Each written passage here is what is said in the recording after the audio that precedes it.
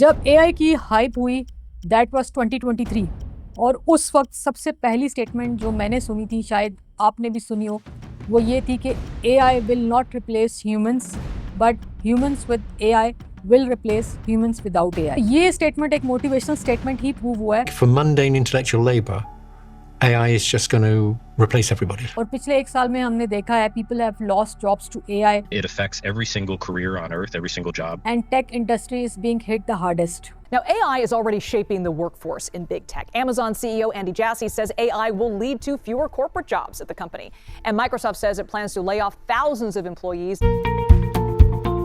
Artificial intelligence computer science की एक branch है। ये एक ऐसा सिस्टम है जो ह्यूमंस की तरह सीखने की, सोचने की और मसलों को समझ के हल करने की कैपेबिलिटीज़ रखता है। ये सिस्टम कैसे काम करता है? ये डेटा की बेसिस पे एल्गोरिथम्स बनाता है और फिर उसको एक्सपीरियंस करके लर्न करता है ताकि खुद को इम्प्रूव कर सके और अल्टीमेटली कॉम्प्लेक्स टास्क को भी सॉल्व कर सके जस्ट लाइक ह्यूमंस। इसीलिए आपने भी नोट किया होगा कि जब आप कोई एआई टूल रेगुलरली यूज़ करते हैं तो आपके इनपुट और हिस्ट्री की बेसिस पे AI get stronger and stronger और एज अ रिजल्ट जो आपको सपोर्ट मिलती है वो बेटर से बेटर होती जाती है। तो वो कौन सी जॉब्स हैं जो अगले 2 साल में ख़त्म हो जाएंगी, वो मैं आपको आगे बताती हूँ। उससे पहले ये देखते हैं कि कौन से ऐसे टास्क हैं जो एआई कर सकता है। AI can generate codes, write programs, voice and audio task, text to video, scripts, social media management, data analysis and management, इसके अलावा report writing, dashboards, visual representation और कस्टमर सपोर्ट एंड सर्विसेज। इसके अलावा जो भी एडमिनिस्ट्रेटिव टास्क हैं, repetitive हैं, uniform हैं, वो आज की डेट में एआई की सपोर्ट से बहुत आसानी से हो रहे हैं। What kind of jobs can be automated by AI? Anything that's repeatable is going to be automatable. I think that's one way to think about it. तो फिर इन दैट केस क्या है फ्यूचर? सबसे पहले तो हमें हिस्ट्री से सीखना चाहिए। जब इंडस्ट्रियल रेवोल्यूशन हुई थी, machine started doing hard jobs in minutes.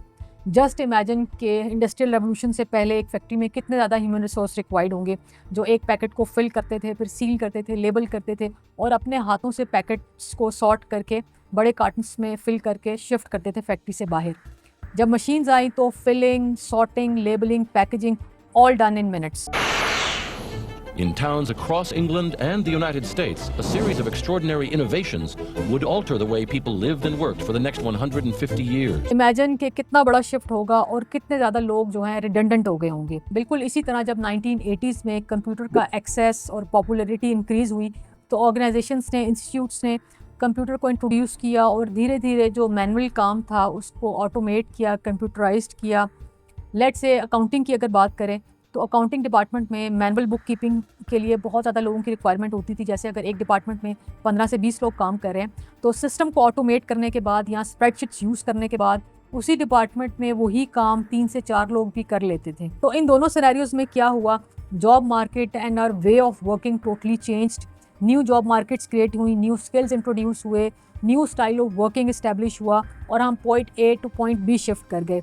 हाथ से काम करने वाले लोग कम हो गए, मशीन बनाने वाले, कंप्यूटर के केस में हार्डवेयर और सॉफ्टवेयर मैन्युफैक्चरर्स बढ़ गए।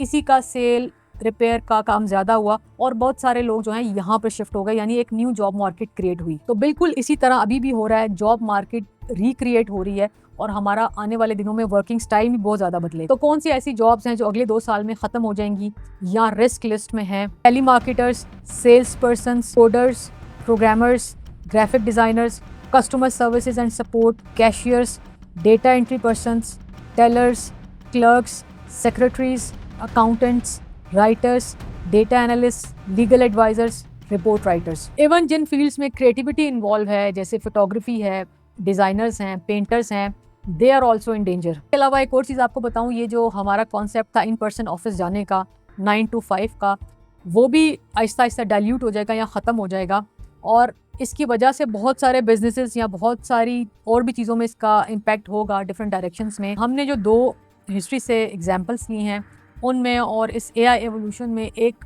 मेजर डिफरेंस ये है कि वो सारी डेवलपमेंट्स जो हैं वो स्लो हुई हैं। जैसे इंडस्ट्रियल रेवोल्यूशन कहते हैं कि it is spread over 200 years. इसी तरह जब कंप्यूटर्स इंट्रोड्यूस हुए थे तो इतना ज़्यादा रैपिड नहीं था, स्लोली हम शिफ्ट किए, ऑटोमेट किए। लेकिन एआई के केस में ये है कि चेंजेस जो हैं ओवरनाइट या डे बाय डे या वीक्स में होती जा रही हैं और अब ये सिचुएशन है कि जो लोग 50 साल बाद का प्रेडिक्ट कर लेते थे या 20 साल बाद का प्रेडिक्ट कर लेते थे कि जॉब मार्केट क्या होगी, इकोनॉमी कैसी होगी, वो भी आजकल कुछ प्रेडिक्ट नहीं कर पा रहे कि फ्यूचर कैसा होगा। तो वीडियो बनाने का ऑब्जेक्टिव ये था कि अगर आप इनमें से कोई भी टास्क कर रहे हैं तो अपने आप को, अपने स्किल्स को डाइवर्सिफाई करना शुरू करें। मैंने एआई से रिलेटेड और भी वीडियोस बनाई हैं, आप उनको भी जाके देखें, आपके लिए बहुत हेल्पफुल होंगी। गपशप, मेरी एक ऑफिस में प्रेजेंटेशन थी जो कि थोड़ी सी इंपॉर्टेंट थी, और ऑफिस जाने से पहले मुझे रास्ते में 2-3 काम करने थे, वो मैंने काम कर लिए और मैं पहुंच गई ऑफिस टाइम पे। और जैसे ही मैं उसमें मीटिंग हॉल में पहुंची और मल्टीमीडिया चल गया और मैं प्रेजेंटेशन के लिए खड़ी हुई, तो मेरे जहन में उसके बाद जो काम करने हैं उसकी प्लानिंग और उसके बारे में मैंने सोचना शुरू कर दिया। तो वो तो प्रेजेंटेशन हो गई, मैं घर आ गई, तो मैं आज ये सोचती रही हूँ कि मैं हमेशा से फ्यूचर में ही रह रही हूँ या ओवरबर्डन, तो मुझे नहीं पता। आई डोंट नो आप में से कितने लोगों के साथ ऐसा होता है। I hope you like the video. अपना बहुत ज़्यादा ख्याल रखिएगा। Thank you so much for watching.